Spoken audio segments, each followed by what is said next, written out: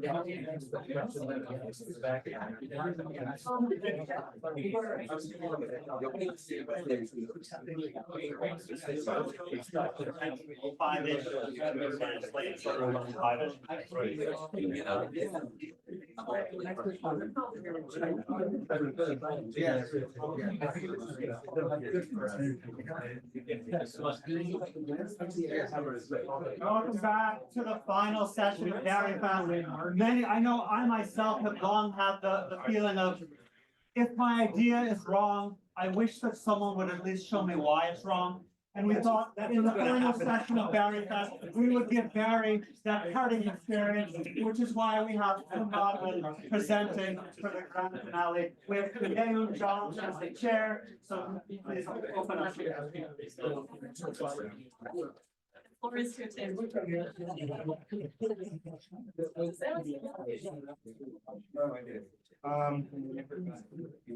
Well, because this is very fast, it's appropriate before getting into any of this. I can take it to say something, serious, and from the heart about Barry. But after David and Janan, I know I've been outclassed, and that's kind of hopeless. So I do not come to praise Barry. If you know your Shakespeare. But I do want to actually pick up on something that, and there's another thing of all this Barry praise, which is that the young people here could just feel depressed. It's like, oh yeah, Barry's a great guy, but he's retired. What am I supposed to do? And there was something that Janan said I do want to pick up on. She said, when you look over the audience, this broad array of many people with different interests and different backgrounds. And that is a very, in my view, extremely important sort of thing to try to achieve. Barry and David and Shelley, who is here with for theological reasons now, and Ned Hall, and I mean, a whole group of us for many, many, many, many years with very different views on things. Spend a lot of time, rather open time, right, unconstrained time, talking to each other and disagreeing. And I guess I think that has been the most important thing in my career, and Barry has been pretty much from the beginning part of it. Now, Barry and I, as you're going to see, disagree on almost everything, right? We disagree on pretty much everything first order and everything second order. There's a piece of meta philosophy that Barry once characterized the way he thought about philosophy, which also I disagree with. But he said, philosophy's like this: you have these two mountains, and one philosopher sets up a little fort here, right, and builds up all these fortifications, and another philosopher builds up a fort over here and builds up all these fortifications, and each one throws rocks at each other. And nobody wins. I mean, that was the thing. It wasn't even that part I disagreed with, but Barry said, but nobody ever wins, right? And that's the nature of philosophy. It's like, and I said, look, if I didn't think somebody was going to win, I wouldn't get into this.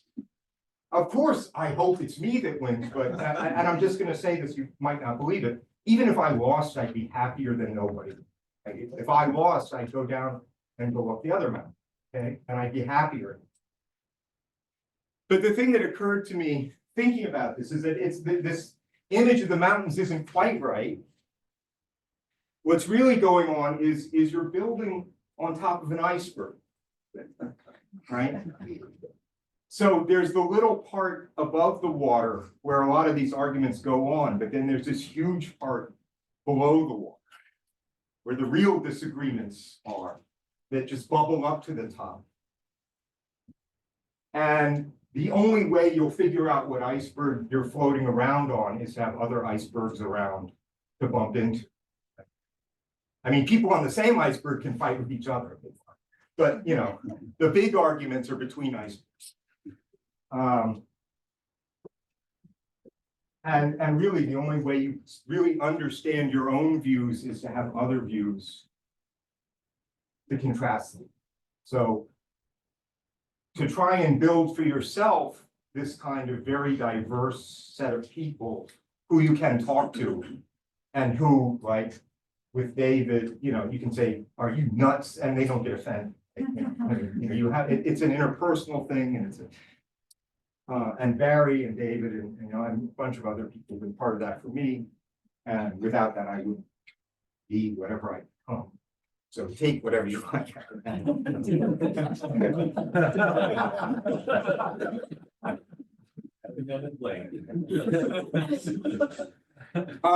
This title's a little bit different. The how, I realized at the end, is better. This is a very, as you'll see, large scale methodological discussion. So I take what I do to be, well, I mean, largely a lot of it is foundations of physics and more broadly the philosophy of science. I take it to be ontology, and again, just, I mean, I could give you a little speech I always give, but I won't take up the time. Ontology just is metaphysics, right? So when people say metaphysics with a sneer, they say ontology with a sneer, and they're saying, I don't care what really exists, right? You can raise the fundamental ontological question specifically. Well, let's see how I set this up. So, you know, this is like from Klein on what there is. Ontological inquiry is about what exists. And on top of that, what sort of existence it is, right? What kind of existence the various existent things have. Klein said, the basic ontological question, what is there? And then he answered, it has a single answer, everything, right? And then the whole rest of the thing follows. But besides what is there, there are specific ontological questions about some more specified X. Does X exist? Or are there X's, or is X real? Right? That's a pretty good question. And to that specific question, I take it there are three possible answers. Answer one. Of certain purported items, sorry, it should be purported items, the correct answer, there just is no such thing, right? X does not exist at all. For example, the Loch Ness Monster does not exist, period. End of story, there is no such thing. That distinction is the distinction between fact and fiction, right? This is, on some topics, it's, you know, a first order question whether the item exists at all. Does God exist at all? Do numbers exist at all? Do objective moral values exist at all? Now, at the very beginning of philosophy, there was a puzzle about how you could even meaningfully ask of a non-existent item or assert of a non-existent item, whether that, you could ask it whether it exists, or certainly could you meaningfully assert it doesn't exist? This was Parmenides' puzzle, right? The same things exist for being and for thinking. How can you think of a non-existent thing? Because then there's no such thing to think about, right? I mean, it's an interesting, it's a fun puzzle, right? Full marks of courage for his commissions to Parmenides to just follow his logic out to the end and end up where he did. But I mean, I think we all know he went wrong somewhere. Okay, so that's one answer to the does X exist question. There's a second answer where there's not a dispute really about whether they exist or are real as opposed to being fictional, but you can say more than that at first glance. For example, pianos. Are there pianos? Yeah. There are pianos, right? They exist, they're real. What about causation? Does it exist at all? Right? Russell kind of has this famous phrase comparing it to the royal family, where he's trying to say, stop saying there is any such thing. It's dangerous. It's not only doesn't it exist, but it's unhelpful to pretend it exists. Okay, I disagree with Russell about that. Certainly in the case of pianos, we know the right answer to the first order question is yes, there are pianos. They're not fictional, but everybody agrees they're not fundamental existence. They are derivative in some sense existence. In what sense? Well, in one obvious sense, they're made up of more fundamental things that have been put together in some way. Keys and strings and pedals, and then those are made of ivory, and then those are made of atoms, and then those are made of quarks, right down the scale. Now, for these derivative items, you're likely, and in fact, maybe almost always run into vagueness when you say, but how do I delimit which organizations of these more fundamental things count as pianos? Right? We could make up a Sorites series that starts with a piano and ends with a harpsichord, with 100 billion intermediate instruments, each differing only slightly from the other. And there's obviously no precise fact about where the pianos stop and where the harpsichords begin, right? That's vagueness. I take that to be a semantic issue, conceptual issue. The concept of a piano is not sharp, and the concept of a harpsichord is not sharp enough to delimit a precise place where the pianos end. But notice it's just a mistake. I mean, Jerry Fodor, who was mentioned before, used to say Sorites arguments are not for adults. And in a certain way that people sometimes deploy them, I think he's right? That is, if you notice that vagueness and concluded there are no pianos, you've made a bad mistake, right? There still are pianos. This guy plays some of them very well. Okay. There are harpsichords. And that vagueness issue, okay, to deal with that, we've got to get into semantic theory. That, in my view, is not primarily about ontology. Actually, I think I would put causation in this category, right? I mean, there are causes, sure, some things cause other things, but it's a derivative concept and a little vague, and in some situations, there could be reasonable disputes about what the causes were, and no factual answer to those disputes. Then there's a third answer, that there are some real items that are fundamental and not derivative. Okay. And because they're fundamental, they're not made of or composed out of anything else. That's part of what it means to be fundamental. This is the category of existent items, the fundamental items from which all the derivative items are derived, right? They're the fundamental building blocks. And this is now a very important, it's not obvious, but it's a very important point. For any derivative item, it is appropriate to ask for an ontological analysis of it, right? Because it's derivative. So you say, fine, if it's made out of other things, what other things is it made out of? And how? How do those other things have to be related to each other or put together or whatever, what have you, to make this thing?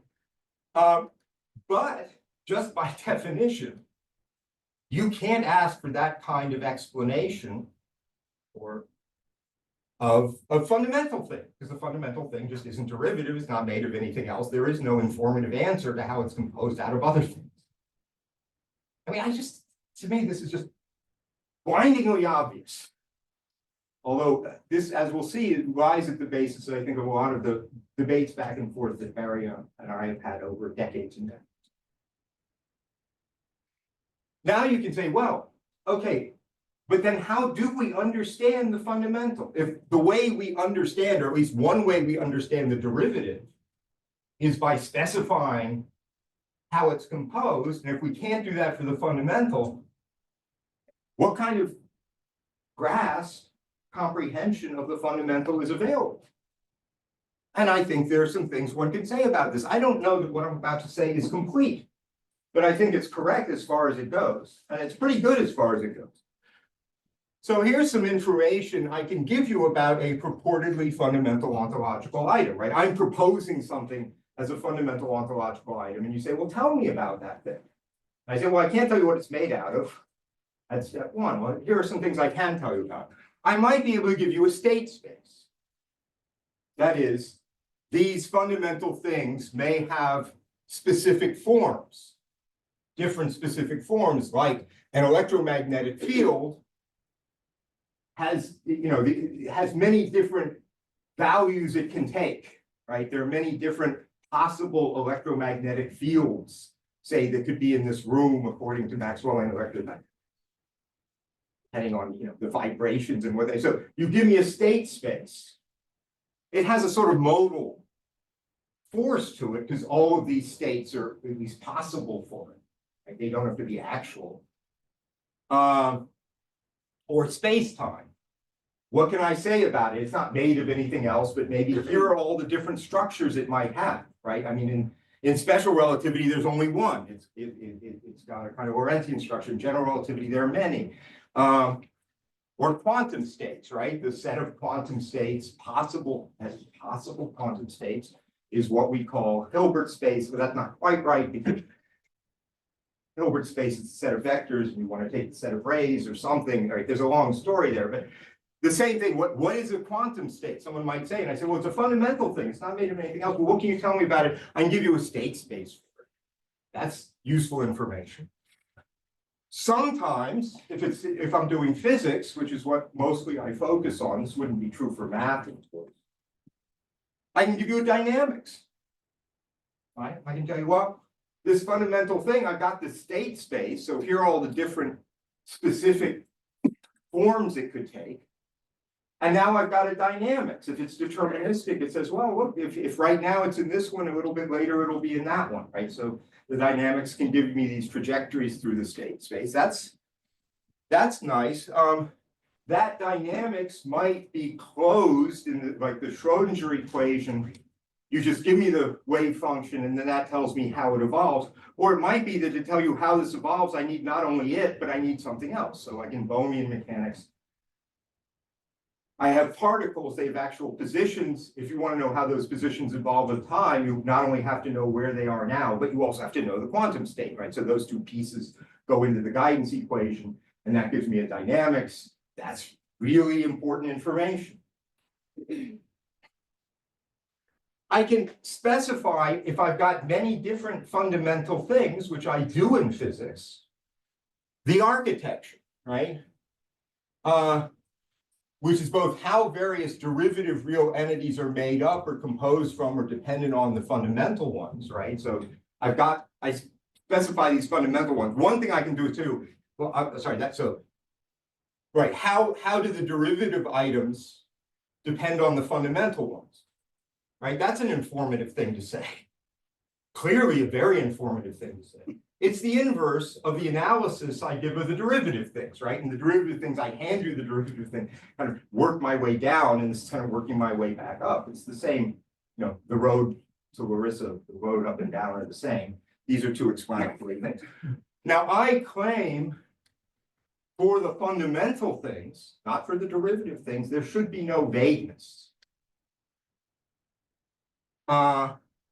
There should be no vagueness in what the state space is, and there should be no vagueness in what the dynamics is.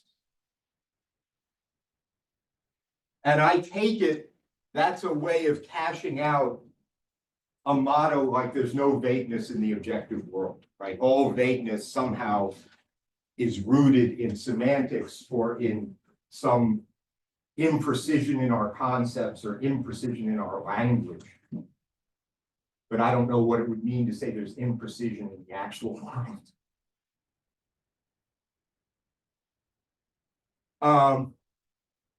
But you have to make this distinction because, of course, there is, as it were, vagueness in where the pianos end. And pianos are in the actual world, but you have to say, yeah, but that's because they're derivative, right? You know, so I can tolerate it there. I can't tolerate it if the pianos were fundamental.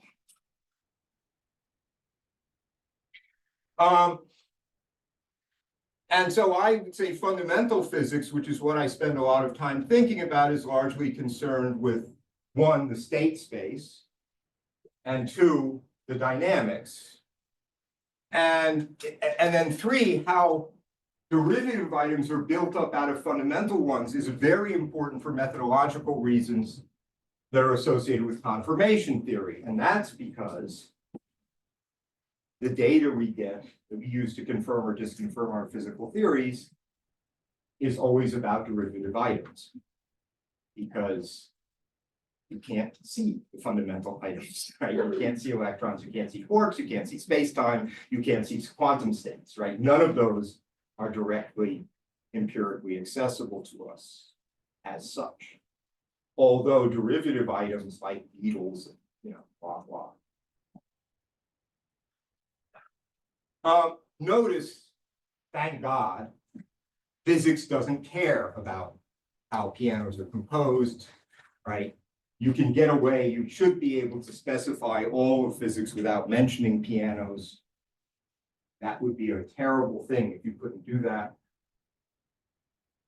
That's a trivial case, but it's just the same thing as Bell would say, you better be able to specify all of fundamental physics without mentioning measurements, without mentioning observations, without mentioning reversible or irreversible, without mentioning, there's a whole list of forbidden terms in Bell's paper against measurement of terms that simply should not appear in anything that purports to be a fundamental physical theory, because those terms are too vague. And the world isn't vague. So if you're using vague terminology, you're not getting at the world itself. Okay. So this is what I just said. Typically, the fundamental items are not directly observable, like electrons, quantum states, and space-time. On epistemic or confirmation theoretic grounds, we have to take any proposed physical theory. The epistemic or confirmation theoretic grounds, we have to take any proposed physical theory seriously, right? What's the evidence for it? What's the data? Depends on appeal to observation or empirical data. Okay, fine. And as we know, if we start with Seller's distinction, what can be more or less directly observed, or what he called the manifest image, is typically, I couldn't even think of a counterexample, but somebody could pop up with one, so I should cover my butt. Is derivative, right? Tables and chairs and cats and stuff like that, like pianos. More or less directly observable and certainly derivative. So while physics per se need not be concerned about pianos as such, it does need an account of, for example, needles, dots on screens. Now I'm just going to make a side remark for the small minority here who are really kind of deep into foundations of physics. We don't have a good physical account of any of this. I only found this out in the last 2 months. There is literally a problem in the physical literature called the problem of the screen, right? I mean, we all know we do a 2-slit experiment, we throw electrons and these dots form on the screen, right? Can we give a clean physical account of how a dot, from quantum mechanical principles, how a dot forms on a screen? Right now, no. You might be surprised by that. I was. Turns out to be pretty important. Now, ideally, of course, as I said, derivative items are going to tend to be only vaguely defined in terms of the fundamental. So a derivative item like a needle that goes right or left, or a dot, right? I mean, that's a kind of derivative notion, not a fundamental one. And so those, I'm going to say, probably in trying to give definitions of them, there'll be some vagueness. But now the idea is just in practice, avoid the borderline cases, right? I mean, in practice, there may be an issue if I have a dot, how small it gets before it ceases to be a dot. And then the idea is, look, okay, when you do your damn experiments, make sure they're much bigger than that. So, you know, vagueness, again, vagueness, when it exists, doesn't thereby invalidate all use of the vague language. And so you take experimental steps to avoid the borderline cases. If you don't, then there'll be a disputes over what the data even is, and it won't be data anymore, right? I mean, you all remember data, datum, do, dare, right? The data is the stuff that's given. It's given, it's just not under dispute. Okay, now, again, you might, I mean, I hope your reactions, everything I just said is kind of trivial. I think it'll have bite as we go on. Maybe you don't think it's trivial, we'll find that out. Little bit of a change in topic. One of the big disputes that's been going on for decades between Barry and me and David is about Humeanism. So I'm going to say a few words about it. Many philosophers, right, have desired to impose on their account of fundamental ontology a constraint which goes by the name Humeanism or Humean supervenience. They want a Humean theory of X. And you might wonder, okay, but what is it exactly you want, right? What is this constraint? It turns out when you look, I think, carefully into it, you will find different, quite extremely different constraints that have been, that float around under that name. And so our first job as philosophers, as usual, I learned a word from Umberto Eco, which he didn't make up. It's tetrapolactony. In fact, when I was at Rutgers, I took off the sign on my door that said philosophy Tim Maudlin, and I put up tetrapolactony Tim Maudlin. Tetrapolactony is the art of splitting a hair in 4 different ways. Has to do with Plato's beard. So let's do a little separation of different forms of Humeanism here. And I'm just going to start, as I think is appropriate, with Hume's Humeanism. He certainly has title to the, he has ownership of the title. Now, we all know, I hope, what motivated Hume to his views. It was a strict empiricist doctrine about concepts or ideas, or if you like, semantics and meaning. And by strict empiricism, I mean Hume held that almost all simple ideas were copies of impressions. The almost is, of course, because of the missing shade of blue, but as Hume says, okay, then forget about that. Simple ideas are copies of impressions, and complex ideas were somehow composed out of simple ideas. So again, we have the fundamental derivative distinction here. And empiricism holds not for the complex ideas, of course. Right? I don't have to experience a golden mountain, have the idea of a golden mountain, because I can put it together out of the ideas of gold and mountain. Maybe I don't have to see a mountain to have the idea of a mountain, but eventually you get down to some simple ideas, which according to Hume, the only way I get them in the first place is to have impressions. That's what I just said here.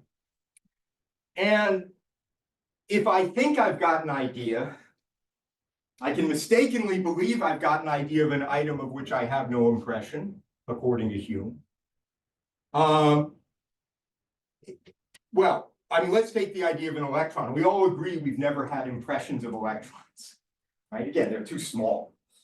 So what's the deal? Either the idea of an electron is somehow a complex idea composed of some other simple ideas, or it's an empty, right? It's flatus vocus, right? It's just a word with no real meaning.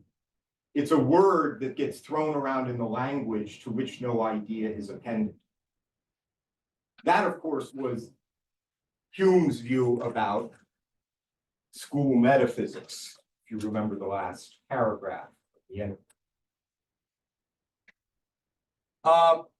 And it was because of this strict empiricism that Hume confronted an issue about causation, right? Because he says, look, I can't directly have an impression of causation. I can't see it, I can't touch it, I can't taste it, right? I mean, causation is supposed to exist outside the mind. It also exists inside the mind.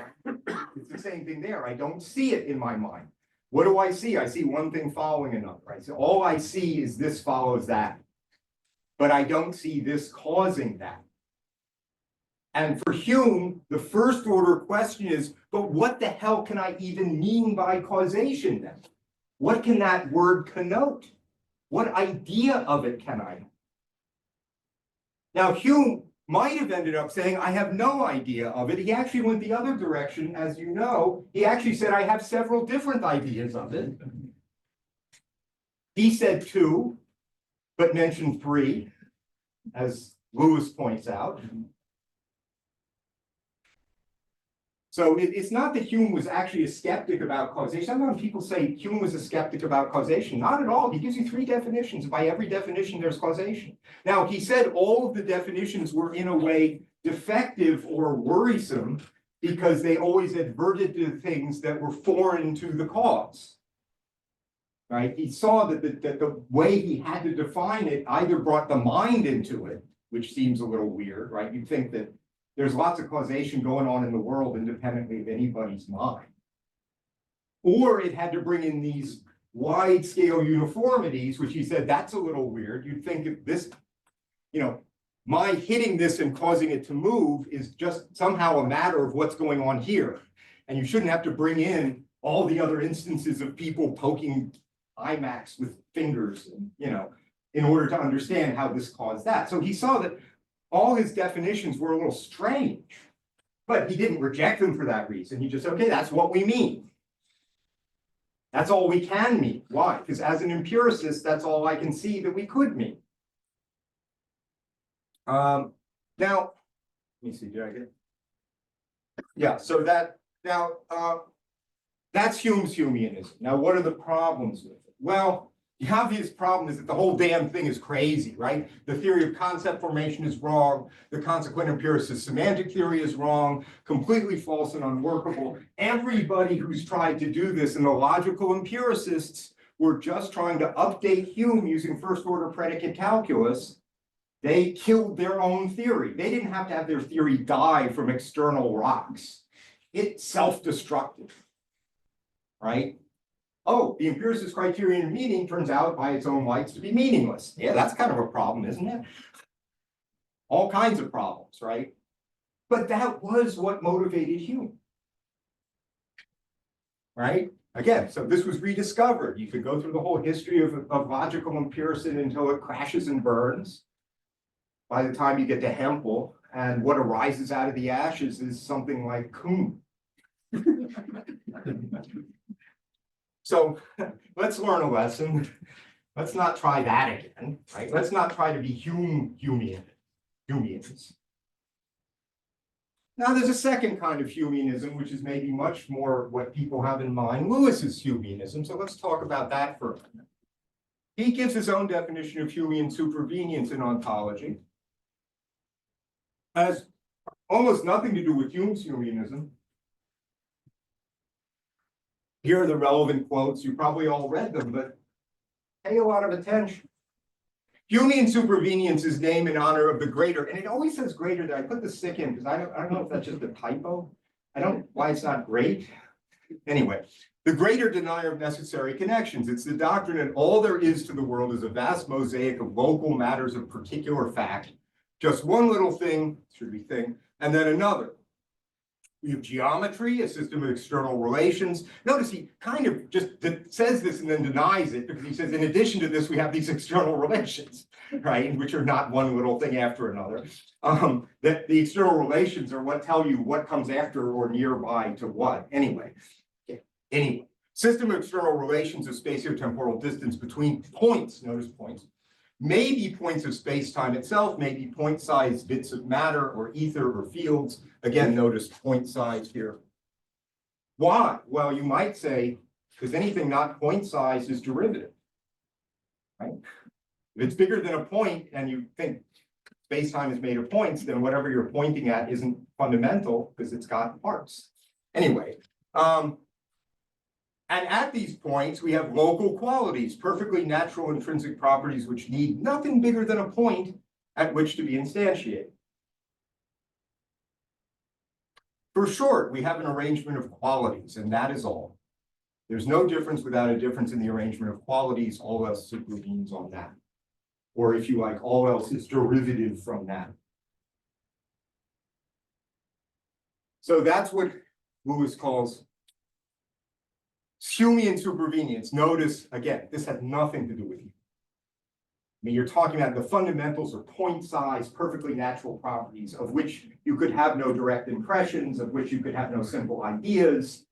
This is just, it's an ontological thesis, right? It makes no mention of ideas or concepts at all.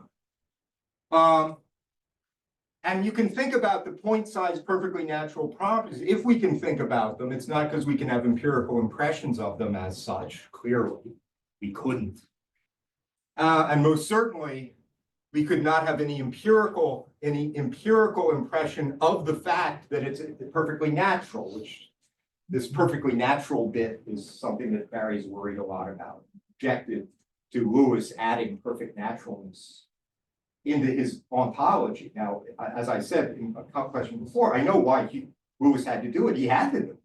He didn't do it, his mosaic would have no structure.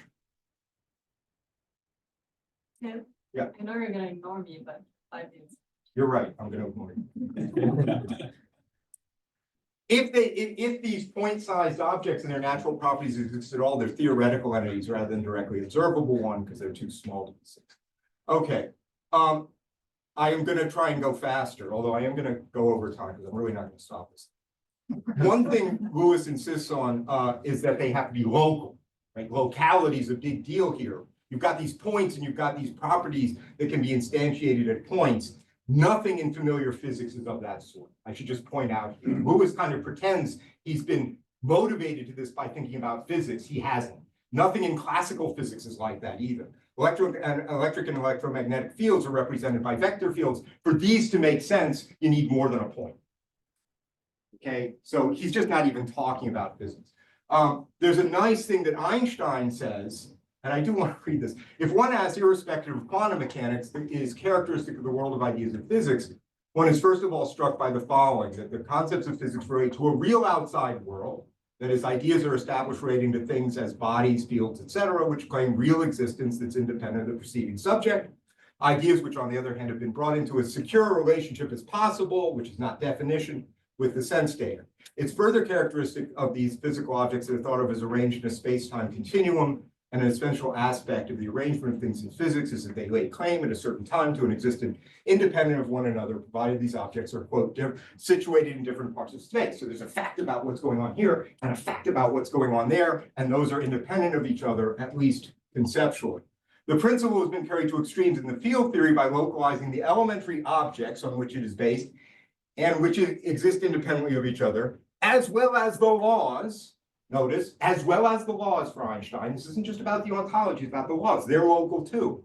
In the not point, infinitely small four-dimensional elements of space. But to formulate these laws and to see if they hold, you can't have just a point. You need a four-dimensional volume. So Einstein's locality, which is rooted in physics, is not Lewis's. Okay? And for reasons that I just gave, and notice Einstein explicitly does not try to reduce the laws to facts about the fields. The laws are something else, but they can be stated as obtaining or not obtaining in small regions. So I don't think Lewis's doctrine is justified by any part of physics. Now, on top of that, Einstein explicitly says, I'm talking about non-quantum mechanics. You get the quantum mechanics in physics, things look differently. And Lewis, although he kind of presents himself as a defender of science, as we'll see, and a defender of physics, he never really thought deeply about quantum mechanics. And I want to give you the end quote. Really, what I uphold is not the truth of Humean supervenience, it's the tenability of it. If physics itself were to teach me how it false, I wouldn't grieve. And then if you know this, I won't read the whole thing. He says, look, I'm not going to take lessons from quantum mechanics until you purify it of instrumentalist frivolity, until you get rid of double thinking deviant logic, and when it's purified of supernatural tales about the power of the observant mind to make things jump. And if after all that it still teaches non-locality, I shall submit willingly to the best of authority and give up Humean supervenience. Well, here's a newsflash, David. It's been purified of all these three things in several different ways, and non-locality is still there. So if we take Lewis at his word, he wouldn't believe in Humean supervenience anymore. So I think that's just off the table, right? The second form of Humeanism, why would anybody be pursuing it? Now, people are still Humeans. What are they pursuing? Something like a modified Lewisian Humeanism. And I think Barry identifies himself as a Humean. I take it it's of this third group. I think it's a diverse group. I don't think you can exactly characterize it. I can't exactly say what his Humeanism is, and I can't exactly say what his motivations for it are. And the rest of this, which I am going to go through, and you're not going to stop me, is some quick observations about what the motivations might be. So, title of something I already wrote, why be Humeanism? So this is speculative, and Barry can respond by saying, no, it's not that, right? I'm giving him a target to shoot at, right?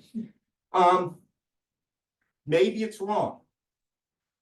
So I'm going to give you two non-empiricist and non-Lewisian motivations for Humean supervenience and ask, is this what's driving you?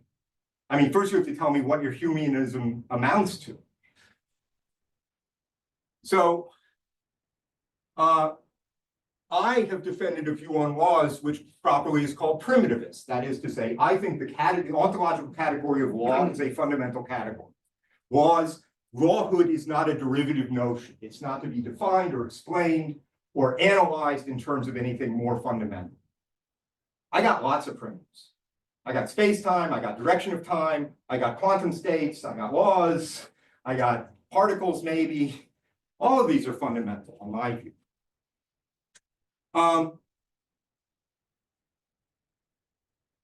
The laws of physics, if they're real things, they're not local material things for sure. Right? But nonetheless, they are responsible and hence explain, and we just had a discussion about what do you mean by explanation here? How the local and non-local material things evolve in time. You explain certain facts about the evolution of fields and particles by appeal to the laws. So our epistemic access to the laws is limited in principle, right? Even if you knew everything there is to know about the distribution of local beables, local things in complete detail, that would be compatible with different laws. That's why I think the laws are fundamental and distinct. I think, so if you're going to say, can we ever in the Peircean ideal be sure we know what the laws are? No. Tough for us. Too bad. In the Peircean, as I said, in the Peircean ideal infinity, we can't be sure that I was born. Tough for us. Too bad. Suck it up. Still, you can give plausibility arguments, right? That some theories are better than others.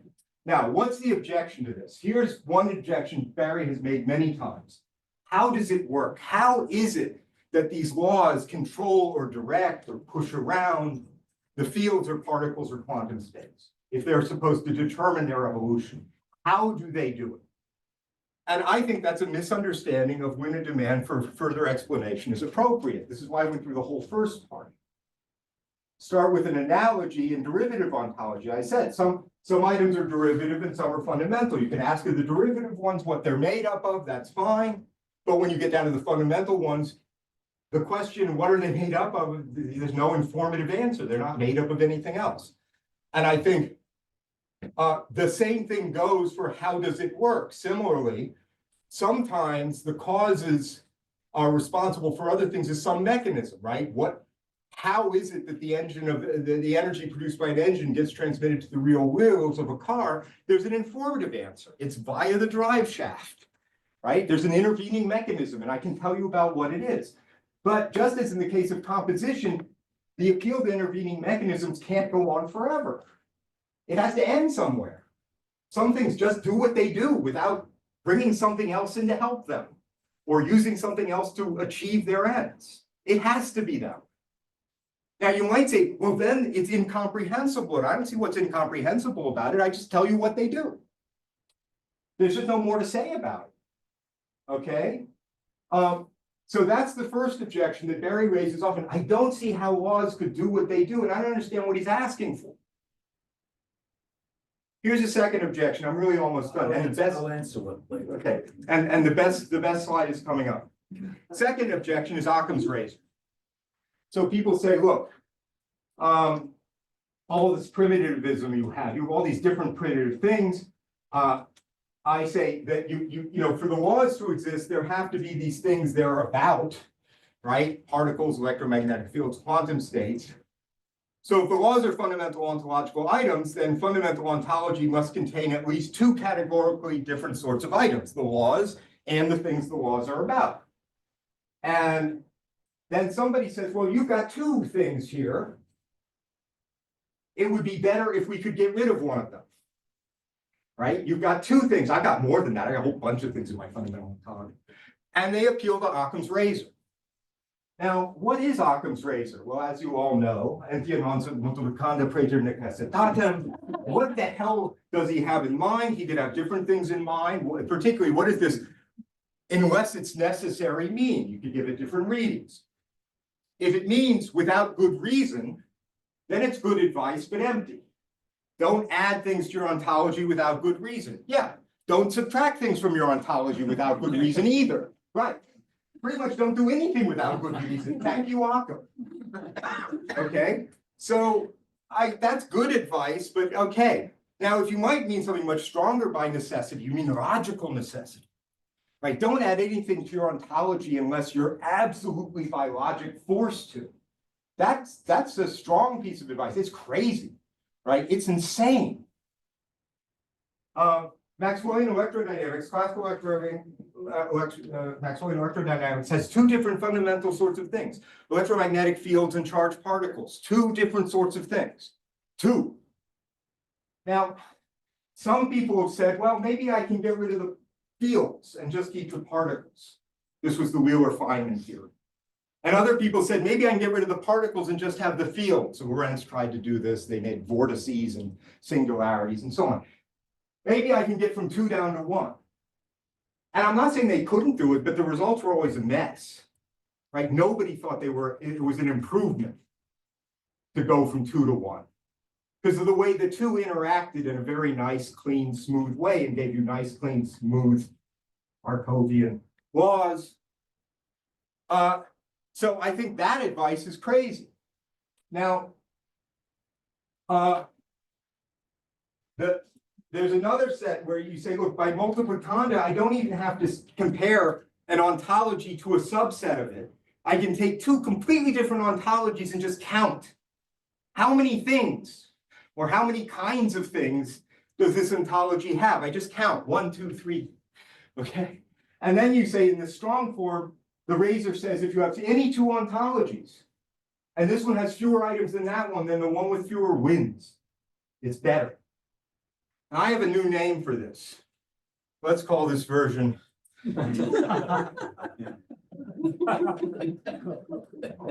This is a very destructive doctrine. And I have to point out that Sean appealed to the chainsaw.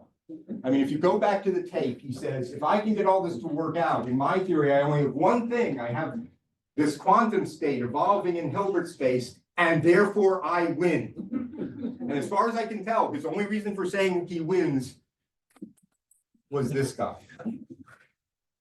And I think that's just bad. Now, sometimes you can express it in other, right?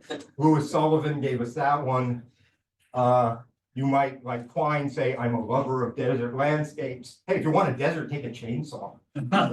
Get a desert pretty soon. I just think it's crazy, right? I think that methodological principle has nothing to say in favor of. Now, some consequences of the chainsaw, you say if you've got fewer kind of things, then it's better. then you'd say, well, how about a theory with zero fundamental things? That's the best of all. Now you might say, oh, but if there's zero, I would say that's not very plausible. One way to say is if there's zero fundamental things and zero derivative things, so there's zero, right? That's a theory. I'd say that's not a very good theory. Or you might say, you could do another one and say, well, there are infinitely many things, but they're all derivative. Everything's derivative. Everything's derivative from something. It's elephants all the way down. Logically possible, but quite honestly, I think crazy. I would not pursue such a theory just because the chainsaw tells me to pursue it to get down to zero. And I think similarly, trying to get down to one when you've got two doesn't work well for Maxwellian electrodynamics. We could talk about the problems of the Wheeler-Feynman theory. These ones that did get from 2 to 1, scientists do not judge to be better, therefore. Now, you can water down the principle. I'm really done. I know you're upset with me. You can water down the principle a little. And you say, suppose I have 2 proposals for a fundamental ontology, one with fewer fundamental entities or fundamental kinds of entities. It's preferable ceteris paribus. So it's not this absolute chainsaw, right? But ceteris paribus, again, I'm testing you on your Latin. Other things being equal, right? So this is like just a consideration in favor of the smaller one, if everything else is equal. And I think maybe that's not too bad. Maybe if I were in that situation, I'd also go with the smaller one. But the problem is, it's a reasonable principle, but the cetera are never pairing, ever, right? In the Wheeler-Feynman theory, for example, they give up on Markovianism. That's not ceteroparia with respect to standard Maxwellian electrodynamics. So that's a good piece of advice, it just never applies. So I don't think you can make much of Occam's razor. So now I'm just summing up. Any theory has to postulate some ontology, and it can distinguish that into the fundamental items, which are not constructed of other things, and the derivative items, which are. Ontologically, it's the menu of fundamental items and the laws that govern them that count, right? That we really want to think hard about if we're doing fundamental physics anyway. It's only in terms of these that a theory can be judged simple or natural or harmonious, right? What happens with the derivative ones happens. Who cares? Confirmation, theoretically, it's the behavior of a subclass of derivative entities that matter, since it's the derivative entities that are directly observable. So it's not that we can completely forget about them, but they come in not in doing metaphysics or ontology, but in doing confirmation. Since the derivative ones are composed of the fundamental ones, the dynamics of the fundamental ones determine the dynamics of the derivative ones. That's obviously true. And I don't think the numbers and types of fundamental items in a plausible theory can be determined a priori. I just don't think there are any a priori constraints on this. You have to get your hands dirty doing physics and looking at the phenomena that you need to explain and figuring out ways people have come up to explain it and see how many things they had to postulate to get their theories off the ground and see how those things interact with each other and see what the laws look like and how you can write them down and blah, blah, blah, blah, blah, before you can make any judgment about how plausible any of these theories are. And, you know, how does it accomplish a whole bunch of different things? And so there's a limited scope for a priori simplistic normative principles. And the most, I think, one of the most suspect such principles has been used to motivate ontological systems goes under the name Humeanism or Humean supervenience. I just don't see any reason to feel bound by it. There's no obvious justification for the desire to impose that ontological straitjacket, I claim. And there's some space for a reasonable version of Occam's razor. There's none at all for Occam's chainsaw. Less is not always more. And certainly less is not always more plausible. Thinking that it is has led to unnatural and plausible and tortured proposed ontologies in philosophy and physics, as in politics and governance. A blind desire to cut leads to catastrophe.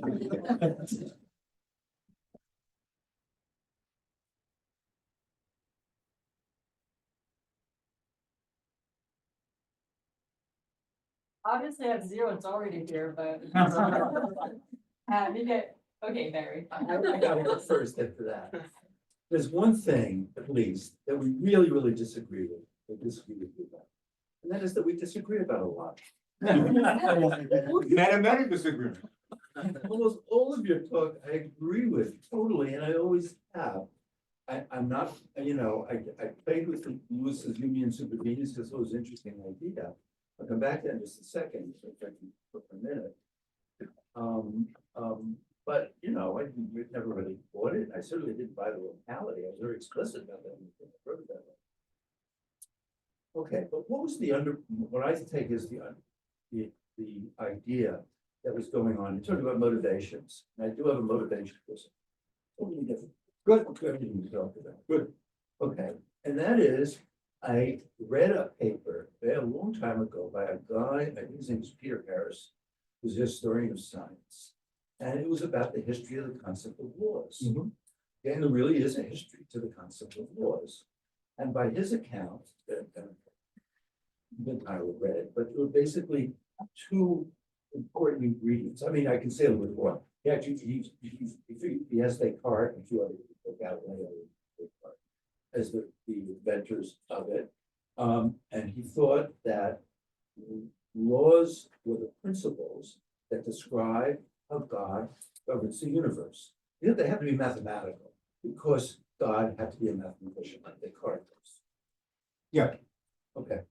So I think there were these two ideas about what laws are that there in the very beginning. One is that laws govern, the other is that laws systematize. I think the motivation for unionism is to say, I don't really get it. And it's not because it's impossible for anybody to get it, but I don't get it, how the laws do the governing. So you made it sound as though the view was, I think you don't get it. I think you get it. I just don't get what you get. Well, I don't think there's much to get, right? I mean, the problem is I don't think there's an intervening layer. But let me just say a word, because we've had this conversation a million times, and it's always, I feel like Barry brings up this piece of historical No, I'm not data blaming you for God. to smear me as a crypto theist. Okay, but let me make actually a comment about that. Let's go before even, it's not really before they had it. Let's go back to Aristotle, right? He doesn't really talk about laws, no more, physical normal. He talks about physical natures, and that's what actually physis is. Right? Physis. We should translate Aristotle's thing. When we read it, we say we're reading Aristotle's physics, which gives you the wrong idea. If any other ancient Greek had written a document with that name in Greek, we would translate it on nature. Okay, physis means nature. What is a nature according to Aristotle? A nature is an intrinsic principle of motion and rest. So it's a dynamical principle, right? And it's intrinsic. The nature, how do I know what the nature, Aristotelian nature of this object is? I let it do what it wants to do without constraint. It falls. Why? Because it's heavy, and it is the nature of heavy objects. To seek the center of the universe, according to him, if I had a helium balloon, okay, it would do something different. I can make it do something unnatural, like go up, but notice it doesn't want to keep going up. Okay, so that notion of an Aristotelian nature, I think, has all of the basic features of my notion of a natural law. The problem is you can't do physics in terms of Aristotelian natures, right? Because sometimes heavy objects like airplanes, okay, I mean, there are too many cases where the natural motion, according to Aristotle, is not governing things, right? I mean, he would certainly also need a theory of how enforced motions, and if you know this stuff about ballistic motion and Tartaglia and Benedetti, I mean, they used to draw pictures of cannonball trajectories. I don't know what's here. These guys would draw pictures of cannonball trajectories. Look, admittedly, it's hard to watch a cannonball that goes like this: zoot, zoot, zoot, right? And this is forced, right? The cannonball comes out of the cannon going in this line up straight, because that's a forced motion.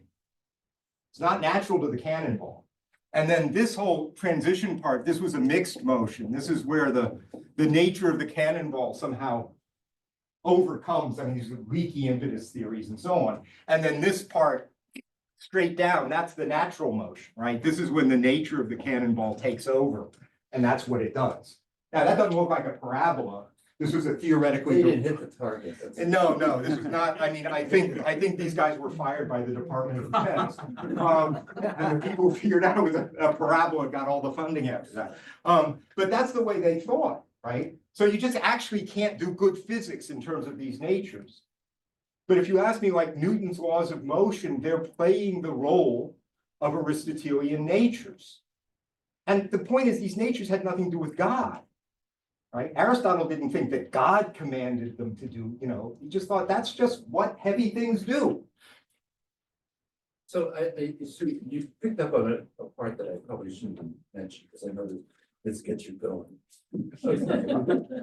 Okay, but to back a little bit, I mean, Harrison actually makes the point that what was going on was rejecting the Aristotelian conception. For sort of the reason that you're saying, just saying to make physics work. Okay, in favor of this idea that things actually in the world don't have any, they're themselves completely passive. Of course I'm not. And this is not, they're just saying what their history was, but they're completely passive, and God put the emotion. The part that I'm interested in is the idea that there's two aspects, the notion of mathematical law from Descartes, which I thought of as a big change over the Aristotelian conception. This is history, which I'm doing sorry. And there were these aspects that what laws do is they systematize. I think that idea is really interesting.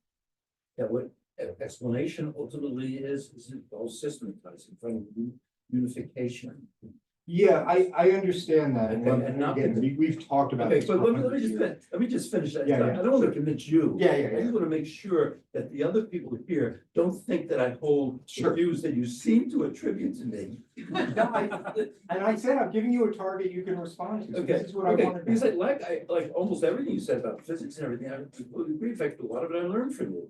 Okay, or interactions with you and David and other people, so I'm totally with it, and I was interested in correcting Lewis in a large extent, who also was a big influence on me, in order to bring the physics to bear. Mhm. But I wanted to see how far you could go with the idea that what laws really are doing is they're systematizing, not whatever governing is supposed to mean. Now, you might just say, I don't mean anything by it, it's just a primitive with me, there are the laws, there are the events, and somehow they have to fit together already, and already by saying somehow probably gets you upset. But, We know how they fit together. well, I think we know how, but there is a question that comes to one's mind, is to sort of tell some story about it that's adds something to that. Maybe you don't want that, that's okay with me. Okay, like I think I pushed that as far as I can go, so I just want to say one other thing. And that is this was about the mountains and people throwing each other at the beginning. That was a joke, Tim. Yeah, when Trump said he was gonna solve the Ukraine war in a day, that was a joke too. No. Look, look, I apologize for being God. Yeah, that was unfair. That was unfair. Let me just say one final word about this, which is that I understand there's some point in history, I don't know when it is, when God gets into this business. God is not there in Aristotle. Mathematics is certainly there in Galileo. Whether God is there in Galileo, I don't know. I just haven't looked into it. I don't know. Crossed his fingers apparently. I don't know in the history, just the other thing you mentioned, the idea of systematizing. That seems to me quite different, very different. That seems to me very Lewisian. I don't know where systematizing, and this is really ignorance. It's not claiming I've looked and I haven't found it. But where people start saying, look, laws are just patterns, or laws are informationally compressed statements. I don't know where that starts. It's not just just, it's one of the things that laws do. It says systematize, and I think it's there, it's surely in Descartes, it's surely in there in Newton. You thought laws are doing is they are systematizing. Now, I've read, and I'm sure you know more about this than me, that Newton in fact accepted this view that matter itself is passive. And that all the motion comes from God. I don't know if this is really true or not. Look, how Newton's theology in his private life affected his physics, I don't. I certainly know if you open up the Principia, he lists things he calls laws. Simple system. right? He doesn't say these are simple systematizers, he says these are the laws. All right, maybe we should- Now, you can Yeah. attribute to him, Yeah. you can attribute to him the reason why he thought they were laws or what he thought laws were, whatever. But in the text, they are introduced as fundamental things about which there are facts, and he's figured out what the facts are. We're supposed to have a debate on something. Yeah. You can go online. Eat up each other. Thanks, Tim. To me, you've sort of missed the core thing that I think of as humanism, and maybe everybody has a different idea of what it is. But to me, it's always been very clear and very simple, which is just that, where does the projectable come from? Does it come from us, or does it come from the world? So I think of it just like in meta-ethics, you might ask about the normative. And so where does it come from? You could be like a Maudlin, or you could be a, full information theorist or an expressivist. So I think of, we look out of the world, everything we look at is the actual world. And yet we have all this, physical modality that we attribute to the world, or we use. So we have all these projectable statements. It comes up in the form of laws, causes, probability. And so then where does that come from? Is it from me, or from us and our theorizing, or is it built into the world? And then so then what you're sort of attacking are all what I think of as more like the sort of the bells and whistles of particular attached to particular people who have tried to enunciate particular versions of it comes from us and the theorizing. So Lewis's view is like if we looked at the ethics counterpart, that's like a ideal observer theory. You could be a sophisticated expressivist, or you could be like a Maudlin or something, which would be on the other side. And so the Humeans, what unifies them all is just that they're thinking that the projectable comes from us. Okay, so, yeah, here's where I don't you're thinking about this in a way I've never even imagined thinking about it. So I'm learning something. Let me respond. Projectability is not a physical notion, right? It's an epistemic notion. I mean, the reason why Goodman brings it in is to solve confirmation theoretic problems. And I can do all of physics. I can do all of physics without mentioning projectability. Right? I give you Maxwellian electrodynamics. Show me where the notion of projectability appears in that theory. It doesn't.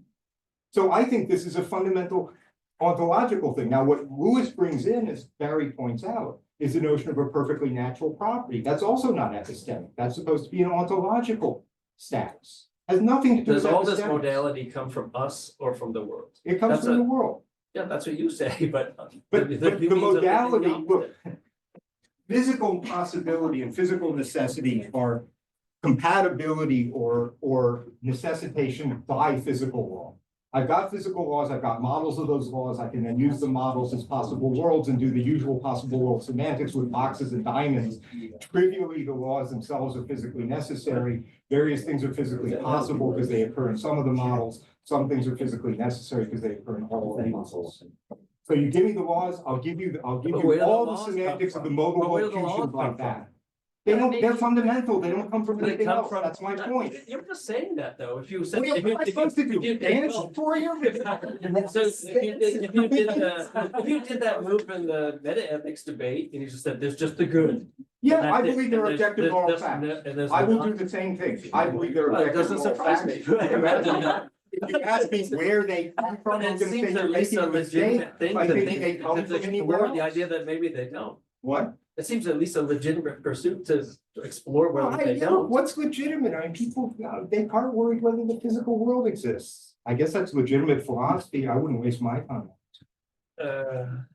Wait, I'm trying to think of the Latin Thank- for. Thanks, Jim. So at the beginning, you said there were several different things we could say about the fundamental entity. Yeah. One of those we could give, at least for the physical ones, we could give a dynamics for them. And for that, you posit primitive laws. Okay, great. Another thing that you said is that we can give a state space for it. And presumably the points in the state space correspond to something like possible states of the system. And if the system that we're looking at ultimately is the universe as a whole, we're looking at these points are possibilities for the world. Mhm. Are you also a primitivist about possibilities for the world? No, I think that. Or does that come from something? I think that mathematical physics uses mathematical structures to express physics. And when I talk about models of the laws, I'm actually talking about mathematical models of mathematical representations or expressions of the laws, like differential equations. There's a perfectly good mathematical question of what the models are, right? So I've got this huge variety of them. And then I say, okay, all of these count as physical possibilities. Why? Because they're consistent with the laws. The laws allow it. So there's the state space is separate from the dynamics. You get the, It's not separate. I mean, the dynamics is about trajectories you can take through the state space. But look, Are you the trying to dynamics is recover the given by state space? differential equations. There are mathematical facts about what the solutions to these differential equations are. They're not separate from that. I'll end with this. Where does the state space come from for you? Once again, if I've got the laws and I've expressed, I'm just repeating myself. I've got the laws I've expressed in this differential equation. That's a mathematical expression. Pure mathematics gives me the models. That's usually an infinite set. So now I have an infinite number of these mathematical objects. Because each one is a solution to the fundamental dynamical equations, each one counts as a representation of a physical possibility. There was Jenna? Oh, sorry. Okay, but there was some hands from. Sorry, I don't know your name yet. Yeah, hi, Ethan. So I was wondering, basically, just at the very starting off point, there seems to be an assumption that there's gonna be like one privileged description of the world in terms of like an entity property ontology. And, you know, if we're all this talk about Humeanism, there was someone that was awoken from his dogmatic slumbers by Hume. And the sort of idea I take it to be is that when we come to describe the world, we have to do it through representations in our head. Those representations can introduce like illimitable distortions. So all we can really know is that there's sort of a fittingness between the way we're describing the world and the way it is. But there may be multiple disequivalent representations that were both fitting in capturing the way the world was in terms of entity property ontologies. So we might think that it's sort of an artifact of our descriptions, exactly what the count is for the number of entities, or exactly which ones are more fundamental or more derivative than which other ones. That there's some essence of what the world is like that we can convey through representing it using entity property ontologies. And it seemed like you were saying just this idea that there was a uniquely privileged description of the world using a single entity property ontology was not only like commonsensical, but trivial. So I was wondering what the justification for that was. Yeah, I didn't say any of the things you just said. I never talked about entity property ontologies. If you ask me as a way, I believe that they're quantum states. Is it an entity or a property or an entity? I don't know. That seems to me doesn't fit either of those. As for Kant, don't get me started on Kant. Okay. Kant's idea that we project, somehow mentally project space and time, they don't exist independently of us, and we mentally project the laws and they don't exist independently of us, strikes me as completely insane. Completely and totally insane. Now, will we ever be in an epistemic position to be confident we've gotten to the right physical laws? I don't know. Maybe not.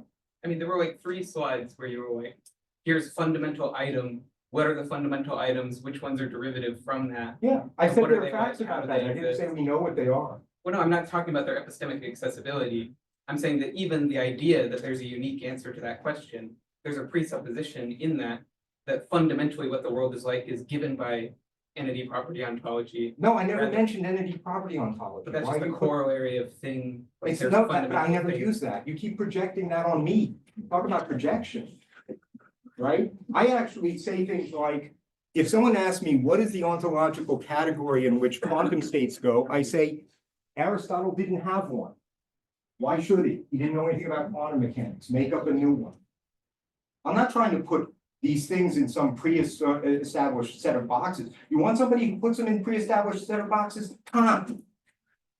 4 sets of 3. The categories a priori, there can only be 12 of them. I mean, the guy was insane. He was the one who was putting them in these boxes. I'm not putting them in boxes. Nobody thought of quantum states before quantum theory. I'm perfectly happy to admit them or consider them. Why not? It's right in the back. No, sorry, yeah.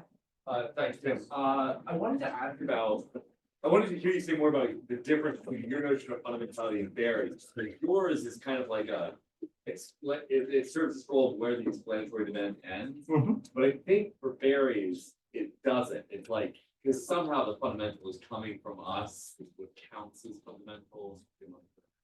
Yeah, well, in discussions with Barry, and he can correct me, I think he's impressed, again, not by Humean semantics or Hume's theory of concept formation, that kind of semantic empiricism.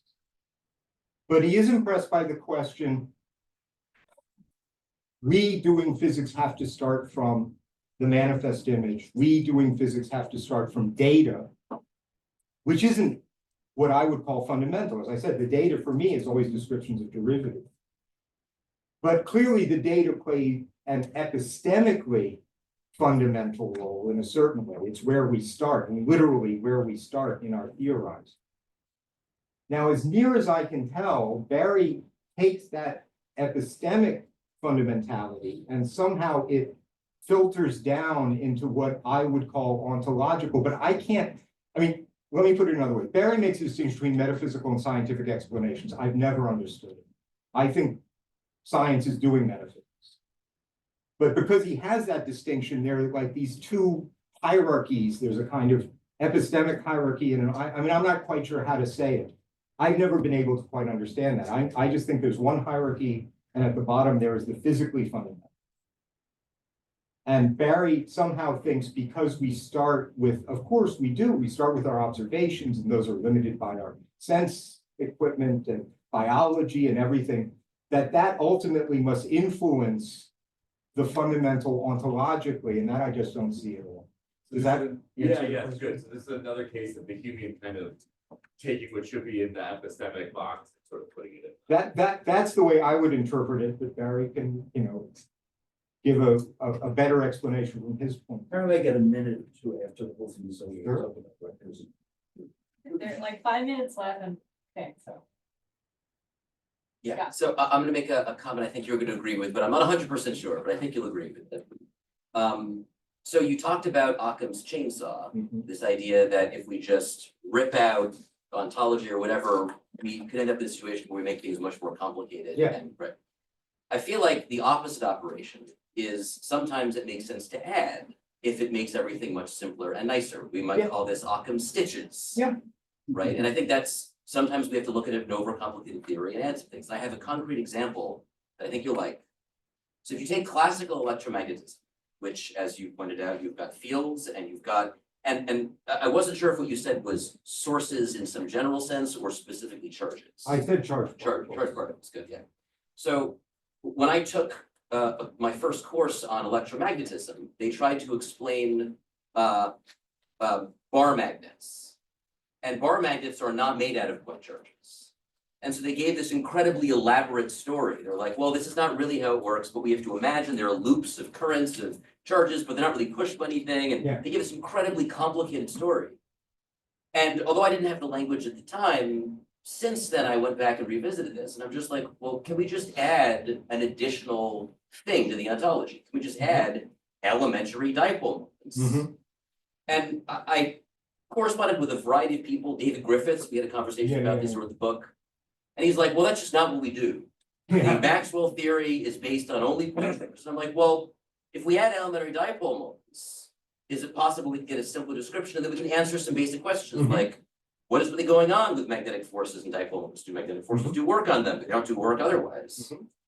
And so I set to the task of working on this. It generated a couple of papers. Welcome to go look at them.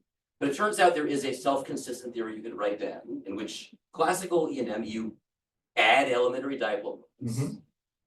And now you have a much simpler theoretical description, but at the cost of having enlarged the ontology a little bit. And, I've had conversations with physicists about this, and some of them say you can't do that. It makes the ontology more complicated. And I'm like, well, but it makes the laws much simpler. And they're like, but what are these made out of? These dipole moments, are they made out of charges? They're not made out of anything.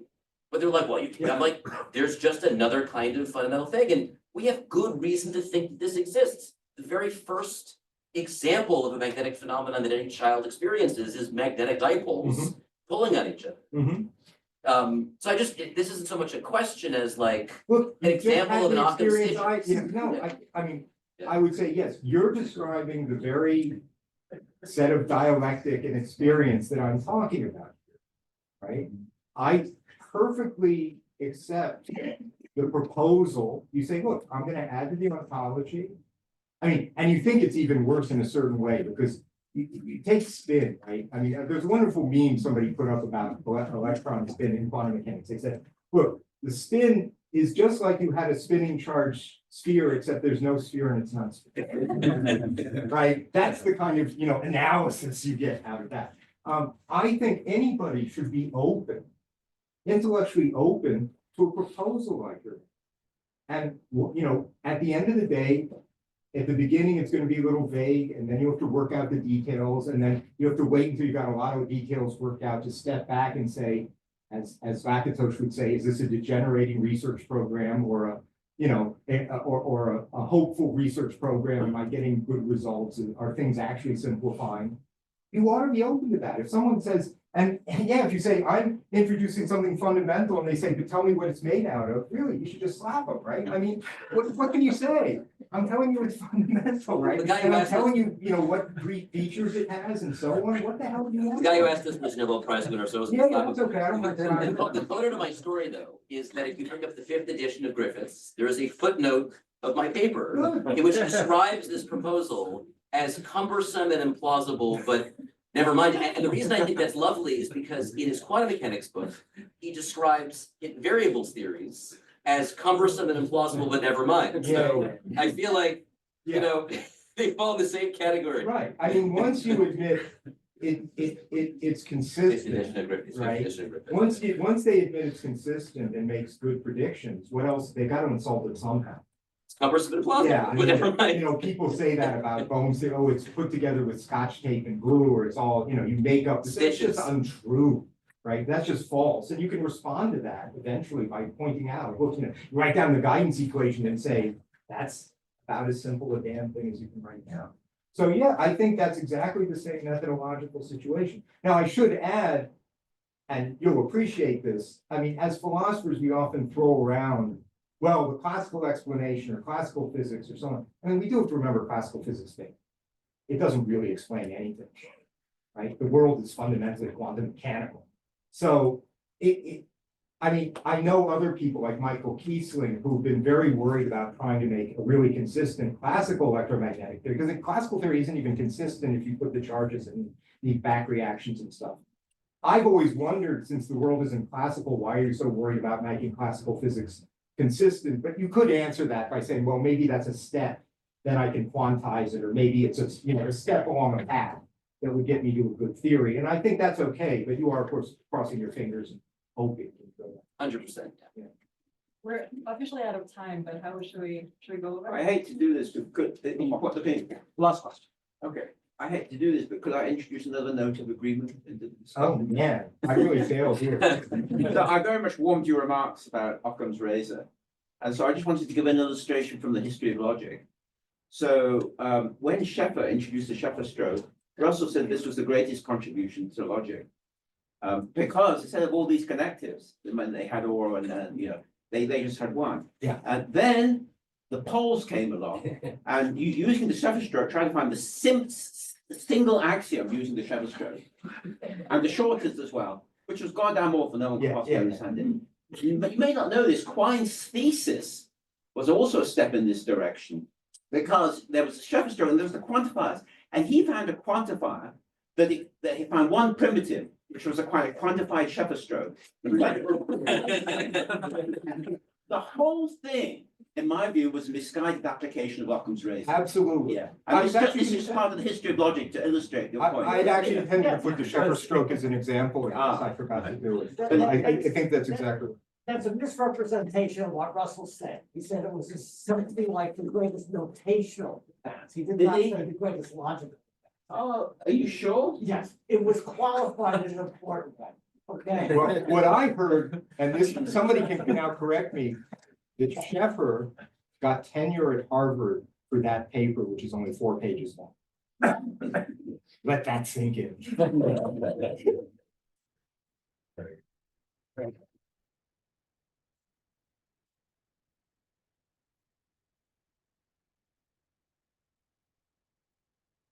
No, what's the story, John? Well, Jill, you were wanting, we were gonna do a group photo. mean, My Are we only too thought is big? someone could stand at the front with a camera and Do a try and get photo? everyone in, but I don't know if it's gonna